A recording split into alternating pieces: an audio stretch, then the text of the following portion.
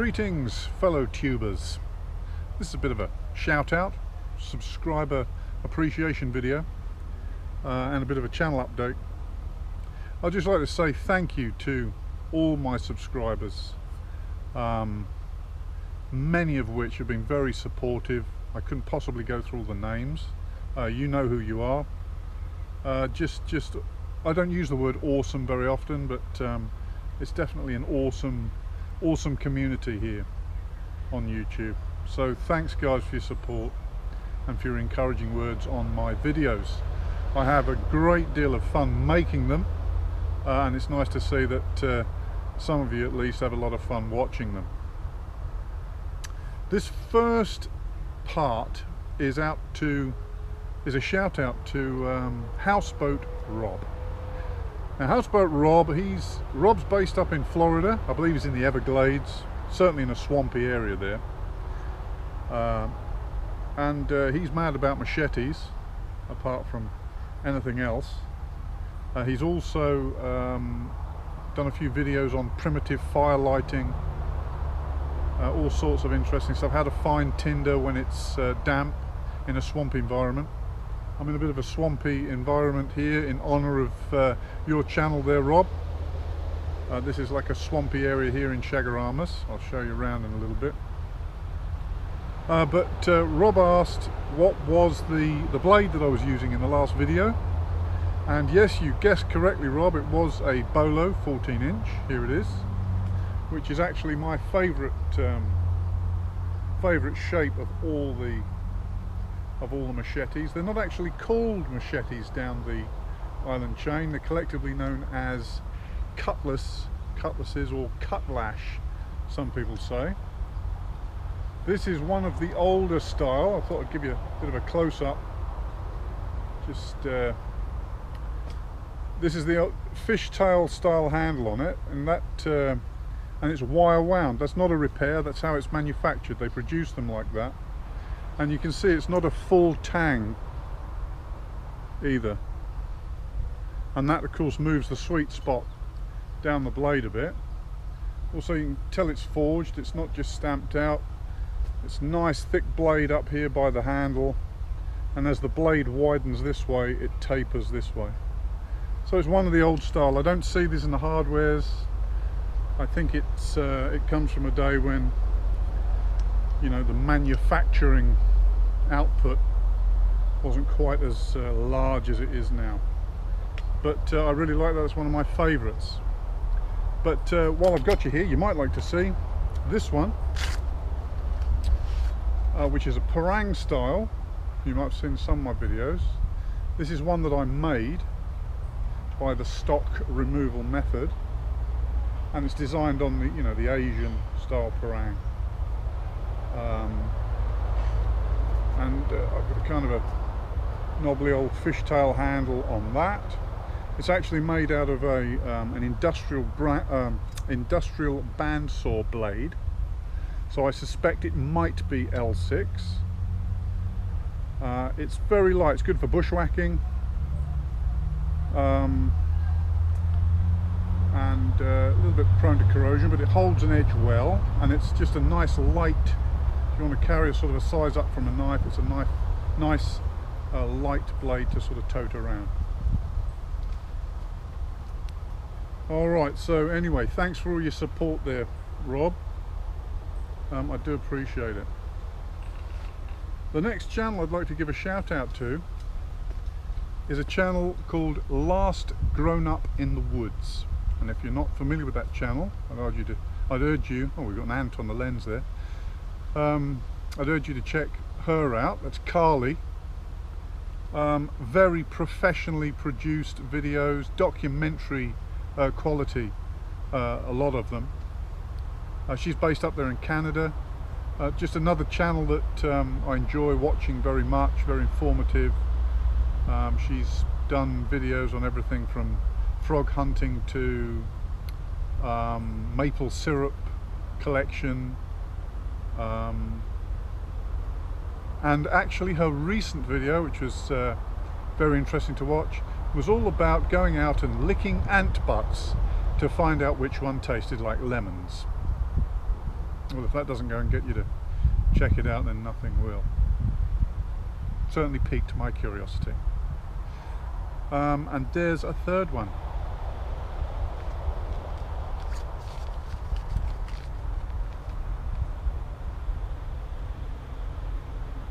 The third channel that I'd like to shout out, that I enjoy watching very much, is Kevin's Outdoors Adventures. And the last video that I saw of his, he was actually out on the Azores Islands. Portuguese administered the Azores, out in the kind of eastern Atlantic there, if you're not familiar where they are. So he's truly the international man of mystery, and certainly gets about a bit with the locations of his videos, and he says that there are more to come in that area. Bit of solo camping, just nicely produced videos, interesting. So if you're not already a subscriber of his, I'd urge you to go and check that channel out. There's some nice contact there, nice content there. And that's all for now. That's the three. That's certainly, you know, there's a long list. I can't possibly mention them all. The video would be enormous. But there's the three for this week. While I'm on the subject of blades, as far as an update to my channel, I recently found kicking around an annular bearing race, annular ball bearing race, single groove. I'm going to show you a picture of that now.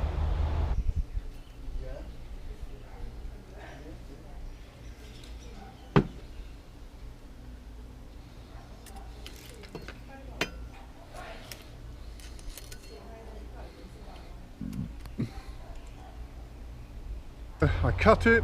I'm not sure exactly what sort of steel it is. I've done a little bit of research on the net, but you still can't be sure what it is. But it is one of the good quality bearings. It certainly feels like it's made of some special stuff. So of course the first task was to straighten it. Because I had to heat it and straighten it. I don't have access to a forge at this point, but I did have a buddy with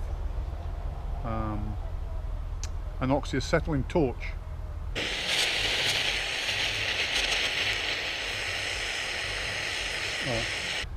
So I took my little mini anvil that I made out of the Port of Spain San Fernando Railway, or a piece of it,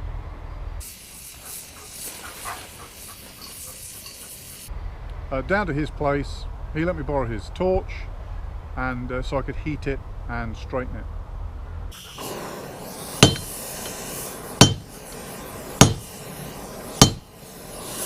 Now of course the problem is, if you've got a gas torch in one hand and the hammer in the other, there's no way of holding the workpiece. So naturally the solution is child labour.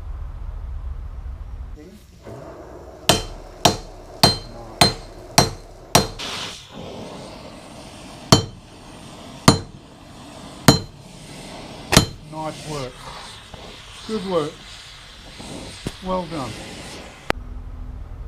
So of course first I had to straighten it.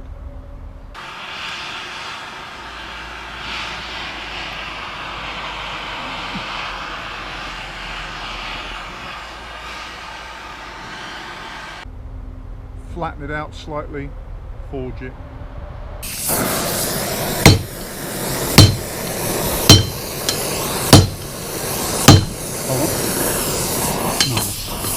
And this is as far as I've got.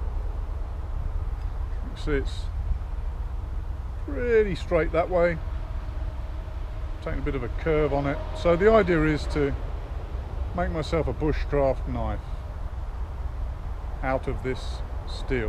You can see there's still a lot of work to do, but what I'm going to do is document. You can see that there's the groove where the ball bearings used to run in the annular bearing. It's definitely a bit of hard stuff. In fact, it's such good steel, I'm a bit nervous about messing it up. It should be in more qualified hands for sure, but anyway, I'm going to give it a go. and that's as far as I've got. So I'm going to document it as I go and then post it up, because I noticed that there are a lot of questions on the net as far as, can it be done? Can you make a knife out of an annular bearing? There are guys that do it, and there's a bit of discussion about the type of steel, and it's a bit tricky, etc, etc. So I wanted to give it a go myself, just as a kind of a layman really. So I'm going to document that so that you guys, anybody that's interested, can follow along, and we'll see how it comes out. I think I'll probably leave some of that groove as part of the feature of the blade of the knife, just to add a bit of interest and kind of denote where it came, well, its origins were.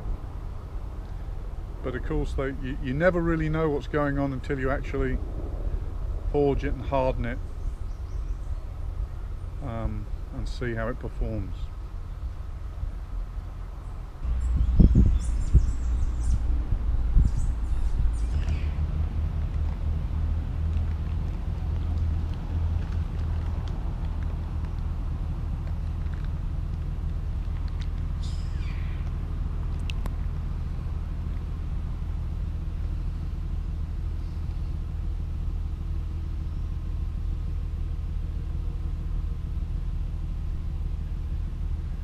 So this is mangrove, and for those that aren't familiar,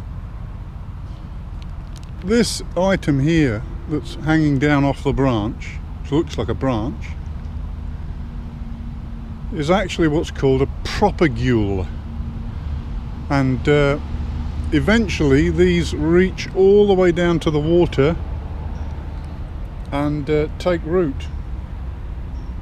And you can see that this is a propagule that's already taken root in the water there. And this is how mangroves advance. Let's see if we can find another example. Here's a good example here, look. Here's a good example of propagules reaching down. And this is how mangroves expand and advance. So here all hanging down. Some types of mangrove actually drop the propagule into the mud. It grows on the tree, it's a kind of a dart shape, and then they shed it and it drops into the mud and then grows. Here's a propagule. You can see the torpedo shape. It drops off the tree like that, and then grows a new mangrove plant. So there it is, the mangrove. Thanks for watching.